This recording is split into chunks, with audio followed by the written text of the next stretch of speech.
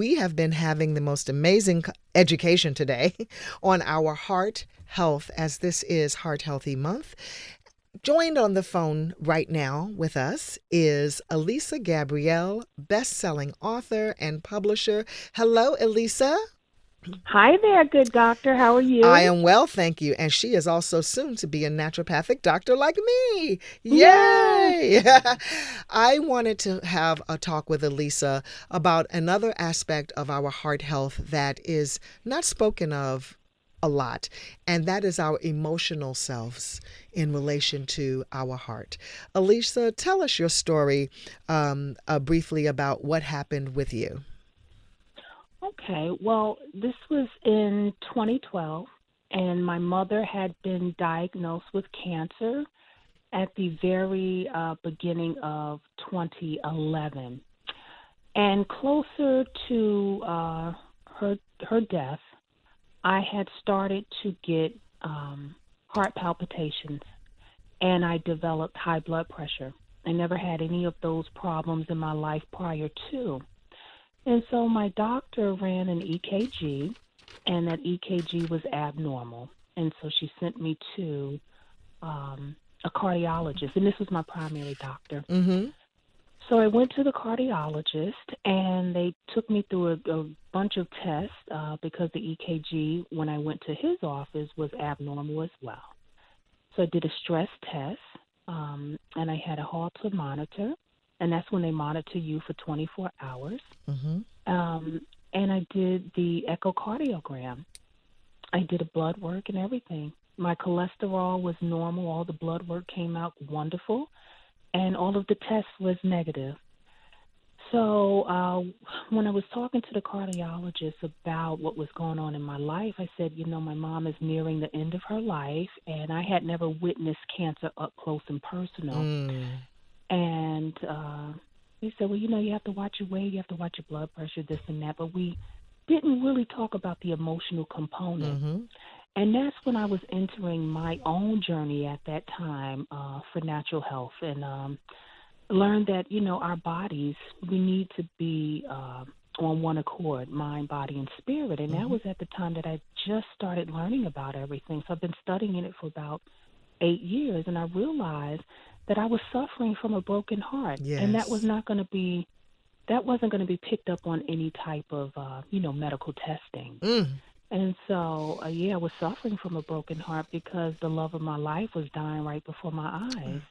And so those palpitations and that blood pressure and different things that were going on with my heart at the time couldn't be explained medically. Mm. But I knew that the emotional component to that was that my heart was literally breaking right before my eyes, and I had to deal with that every day. Wow. And so I tell people, especially now where I'm at in the journey, I'm just about a naturopathic doctor. I'm certified natural health practitioner at the moment.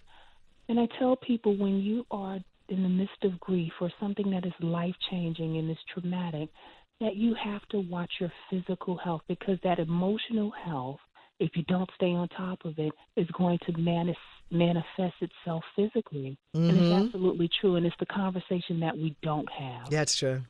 That's true, which is Hmm. why I wanted you to have this conversation today.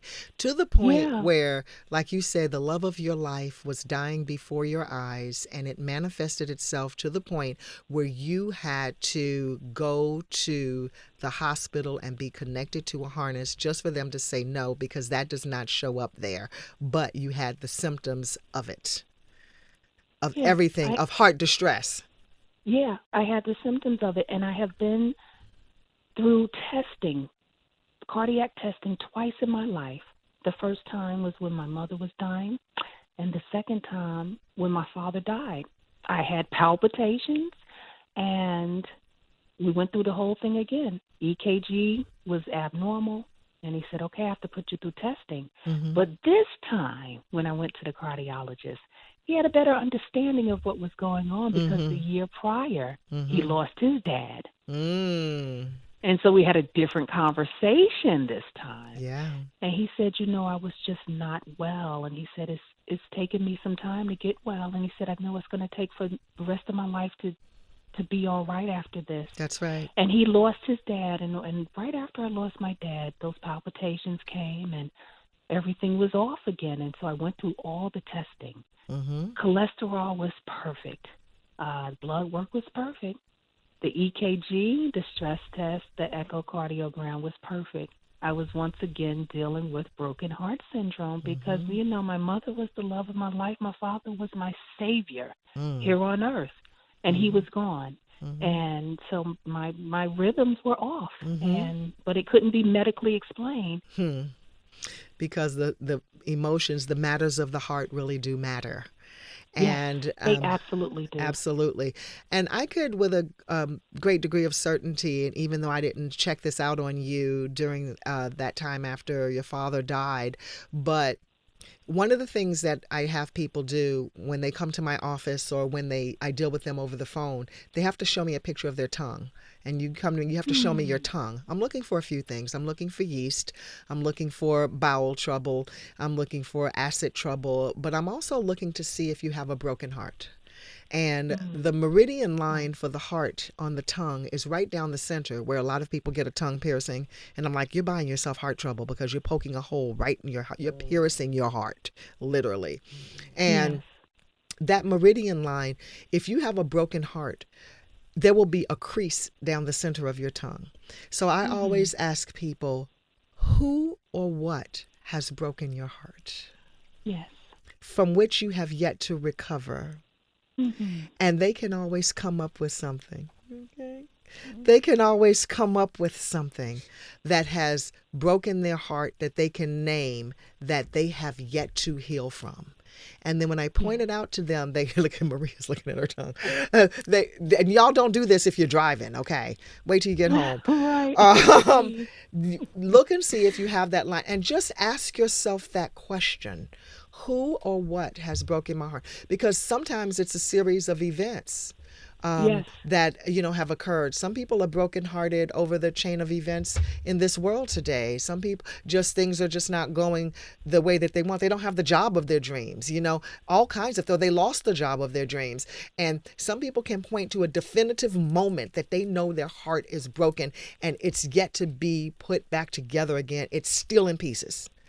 May Hmm. I encourage you today to do your emotional work, heal, ask yourself the hard questions and answer them. And don't be afraid to seek help. Don't be afraid to go to grief counseling. I tell everybody, group grief counseling saved my life.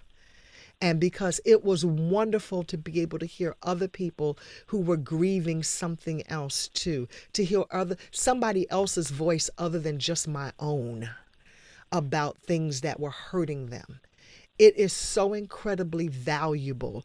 When I see those people today, we fall in each other's arms. And it's been a lot of years since I've been through that. But Yes. it was vitally important for the healing. And that's what we need to do. We need to do more healing. Okay, so our emotional selves have equally as much to do with our heart health than it does avoiding fried chicken on a daily basis, and potato chips Absolutely. and coffee and all of the things that send our heartbeat racing, and keeping the cell phone next to our breast.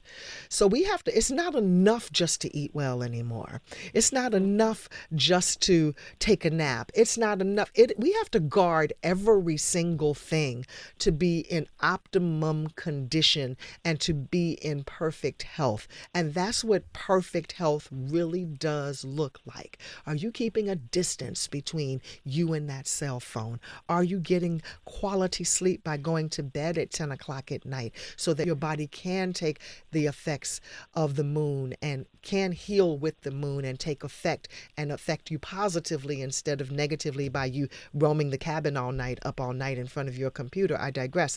But I am so glad that you have shared with us, Elissa. Thank you for sharing this story with our audience today. How can people tap into your wonderful artistry as an author? Oh, yeah. I like to say every time I'm on your show that I'm Google-licious. Yeah. So it's Elissa Gabrielle. And you can find me on Facebook, on Instagram, LinkedIn, any social media network under Elissa Gabrielle. Elissa, Gabrielle. Thank you so much for joining us. And Kate, thank Thank you you. so much for being here as well. RealHealthMag.com. Thank you. Yes, and I'd like to thank my team, IW, Alexa, MJ, the digital chick. That does it for me. Yeah, so let your eyes shine, cut back on the wine, get good food fast, and go easy on the greasy. I say it every time.